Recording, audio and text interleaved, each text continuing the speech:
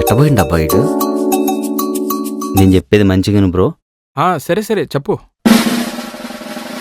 ఏ మనిషి అయినా సక్సెస్ అయిన తర్వాతనే పెళ్లి చేసుకుంటాడు, కానీ నువ్వు సక్సెస్ కాకముందే పెళ్లి చేసుకుంటున్నావు. అది ఎంత డేంజరో తెలుసా నీకు?